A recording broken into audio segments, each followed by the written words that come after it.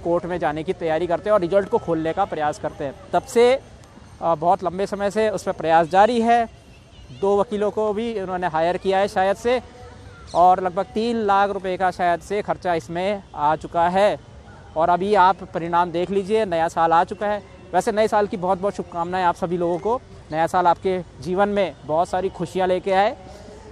और अभी भी मामला जो है 6 जनवरी को अगली हियरिंग जो है 6 जनवरी को होने वाली है। अभी नमस्कार मित्रों, मैं उत्तराखंड बेरोजगार शिक्षक संघ से आशीष बिष्ट आप सभी के सामने एक बार फिर से मौजूद हूँ। एलटी रिज़ल्ट को लेकर पिछले साल काफ़ी कुछ घटित हुआ और आज मैं उसी की पूरी आप बीती आपके सामने बताने जा रहा हूँ और ये भी बताऊँगा कि किस तरीके से इन सारी समस्याओं का समाधान हो सकता है। तो मैं पर्सनली आप सभी से ये चाहता हूँ कि आप वीडियो को अंत तक ज़रूर देखिएगा। जो समस्याएं पिछले साल एलटी में हुई हैं, आने वाले टाइम में वो समस्याएं ना हो तो बेहतर रहेगा कि हम इसके समाधान के लिए कुछ कर पाए और एकजुटता बनाए रखें। तो आपको बता दें कि पिछला वाला एलटी तो आपको पता ही है 2020 में आया था और उस समय सिलेबस जो था उसमें आपका साइकोलॉजी आता था और सब्जेक्टिव आता था। फिर कुछ बच्चे जो है जो उस परीक्षा में नहीं निकल पाए थे वो क्या कर रहे थे, उसी हिसाब से तैयारी कर रहे थे, साइकोलॉजी पढ़ रहे थे और सब्जेक्टिव पढ़ रहे थे। लेकिन होता क्या है, उनको लगा था कि अगला पेपर भी इसी पैटर्न में होने वाला है। लेकिन होता क्या है, जैसे ही 14 मार्च 2024 को एलटी का नोटिफिकेशन निकलता है, पता चलता है कि सिलेबस जो है वो चेंज हो चुका है। आयोग ने सिलेबस जो है, यूके SSSC ने सिलेबस जो है वो चेंज कर दिया है और उनकी जो 3 साल की तैयारी थी उस पर झटका लग गया। और इसके बाद झटका लगने के बाद उनको शुरू से जो उनकी 3 साल की मेहनत थी वो जाया हो गई, यानी कि ख़त्म हो गई। और जो नया सिलेबस आया उसके हिसाब से वो तैयारी करने लग गए। नए सिलेबस के हिसाब से जब वो तैयारी करने लगे, आपको पता है जब 14 मार्च को जब नोटिफिकेशन निकला था तो 30 जून को पेपर की डेट रखी गई थी शुरुआत में, जो कि तैयारी के लिए बहुत कम समय था। उन्होंने तैयारी के लिए समय मांगा। तैयारी के लिए जब समय मांगा तो डेट को पीछे किया गया और 18 अगस्त को पेपर जो है एलटी का वो निर्धारित किया गया कि 18 अगस्त को एलटी का पेपर होगा। पेपर की तैयारी करने लगे बच्चे। लगभग आप कह सकते हैं 6 महीने का उनको समय मिल गया। और तैयारी करते करते जब पेपर का दिन आया, उस दिन शौक लगता है तैयारी करने वाले बच्चों को कि पेपर बहुत टफ आया था। लगभग सारे विषयों में पेपर बहुत मुश्किल दे रखा था आयोग ने। और कुछ बच्चों का ये भी मानना था कि ये जो पेपर है ये आउट ऑफ द सिलेबस आया है।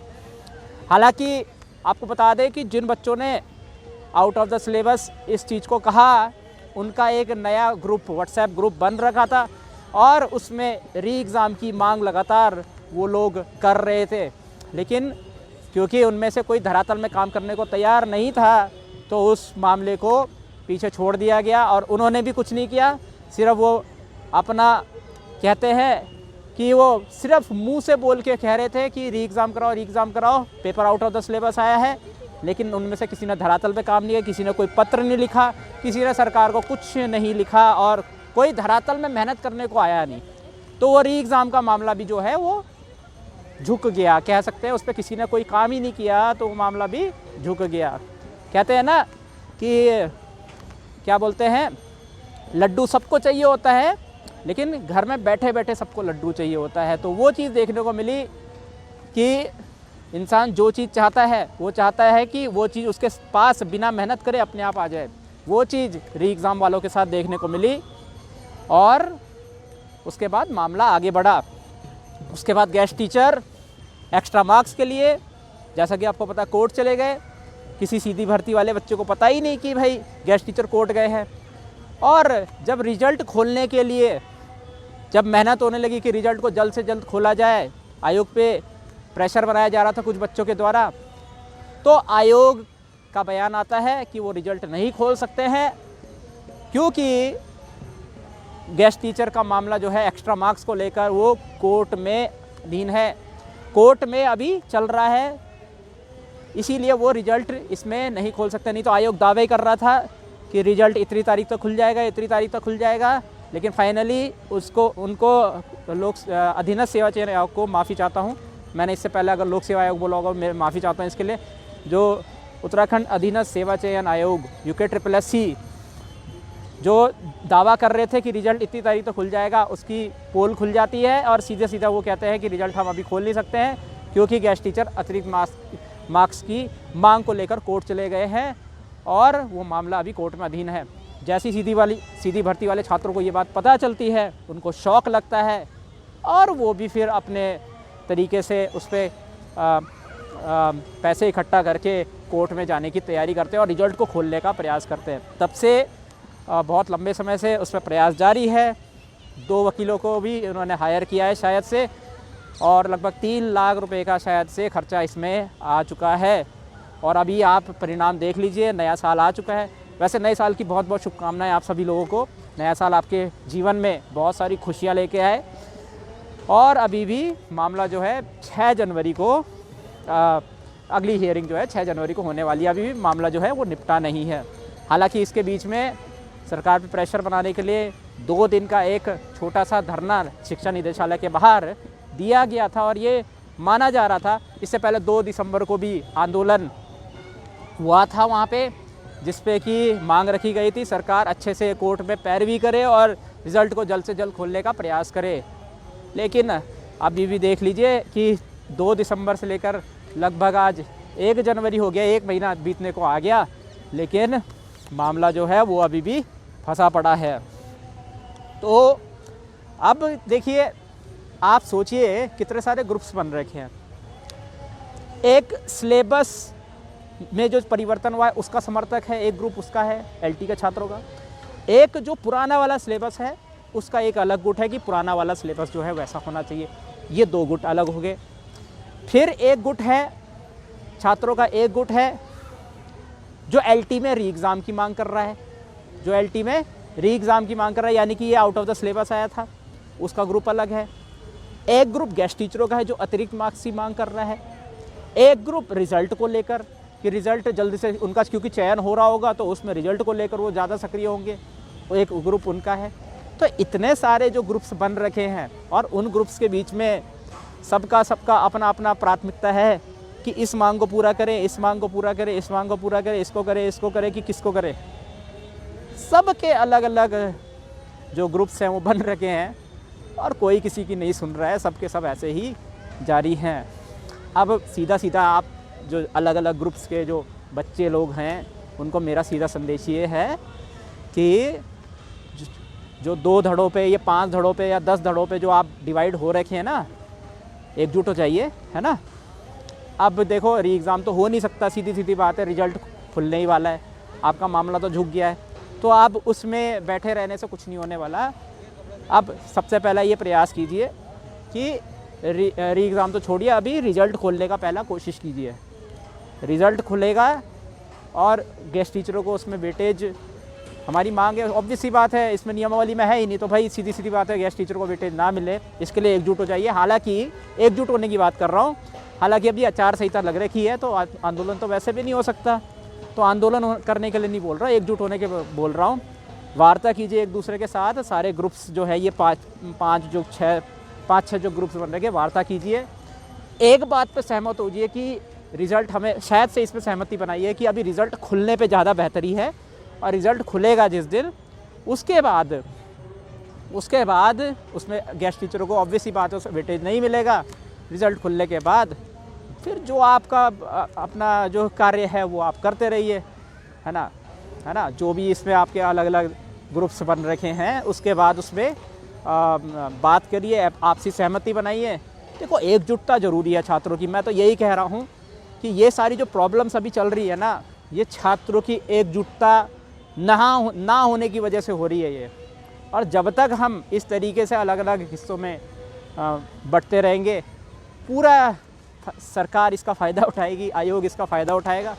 और जैसा कि हमारे सामने नतीजा मौजूद है, अभी तक रिज़ल्ट भी नहीं खुला है और ऐसा दिख भी रहा है कि सरकार और आयोग जो है वो जल्द रिज़ल्ट खोलने की जल्द रिज़ल्ट खोलने की नियति से काम नहीं कर रहे हैं, ऐसा दिख रहा है। ऐसा हो सकता है हम यहाँ पे सही हो गलत हो वो अलग बात है, लेकिन ऐसा दिख रहा है कि वो रिज़ल्ट जल्दी खोलना नहीं चाहते हैं। वहाँ से फाइल वर्क वहाँ कर रहे हैं। कुछ छात्र ऐसा नहीं है धरातल पे काम नहीं कर रहे, वो कर रहे हैं, लेकिन संख्या में इतने कम है कि भाई क्या कर सकते हैं। आचार संहिता भी लगी हुई है ऊपर से। तो आपने जो बहुत लोगों ने सरकार से एलटी के रिज़ल्ट को लेकर वार्ता करी, सरकार ने उसमें पॉजिटिव एक संदेश देने की कोशिश करी, वो सारी चीज़ें अभी जो है हमें ऐसा लग रहा है कि धराशायी हो रही हैं। हालांकि मैंने ये बोला था कि 2014 की अगर उसमें आ जाती है, 2014 की एलटी की नियमावली उसमें फॉलो हो जाती है तो रिज़ल्ट जो है जल्दी आ जाएगा, और होना भी चाहिए था। लेकिन अब पता नहीं, मेरे को तो खुद ही समझ नहीं आ रहा कि इसके बाद इन्होंने नेक्स्ट 30 तारीख को क्या ऐसा हुआ कि वो लिस्ट लेने को आयोग ने बोला कि हमको वो लिस्ट सौंपे। आयोग को बोला, आदेश दिया गया कि आप सरकार को लिस्ट दें, और सरकार लिस्ट लें, रिव्यू करें, उसमें गेस्ट टीचर को वेटेज मिल रहा है या नहीं मिल रहा उसको रिव्यू करके, और फिर रिज़ल्ट को जज साहब के सामने दिखा के उसको जो भी है जारी कर दें।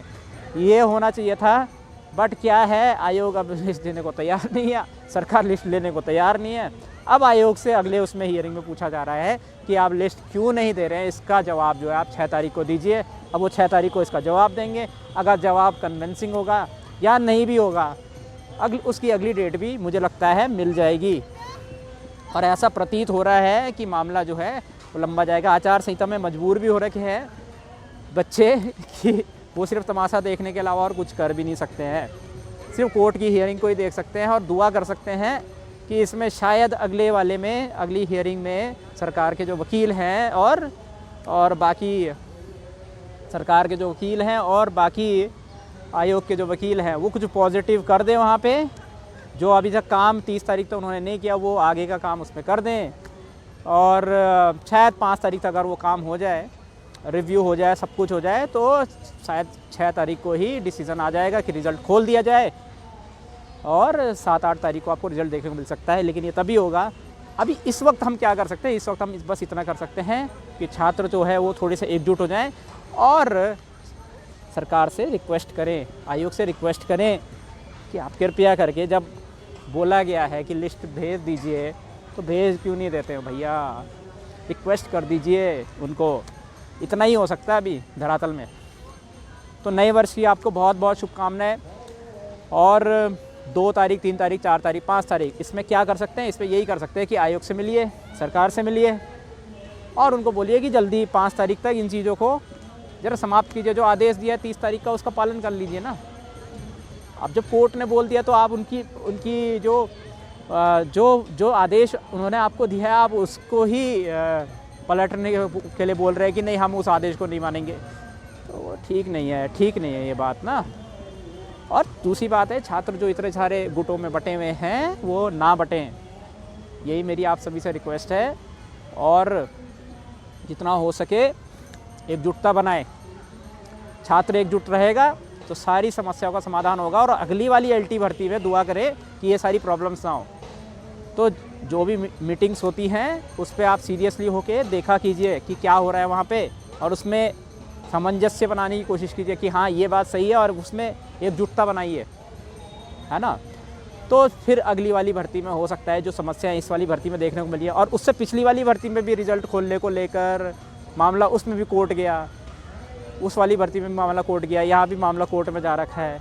तो इन सारी समस्याओं के निदान के लिए हमें कुछ ना कुछ डिस्कशन करते रहना पड़ेगा, और उसमें एकजुटता भी बनाई रखनी पड़ेगी।